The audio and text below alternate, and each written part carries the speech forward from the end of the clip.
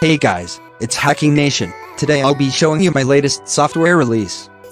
It's an advanced ransomware that I wrote based on Python. The ransomware is using symmetric encryption to encrypt the files, then it encrypts the symmetric key with asymmetric encryption. The encrypted key is sent to a server that I built along with some information about the victim. Now I'm logging into an SSH server, so the ransomware can be worldwide.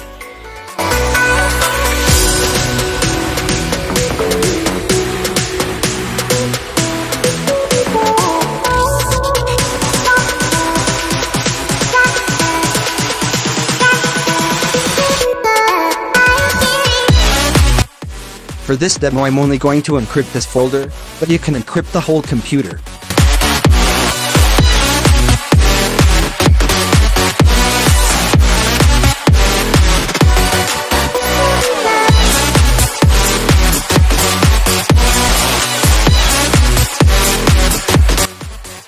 As you can see, everything is encrypted, and I got the key in the server side.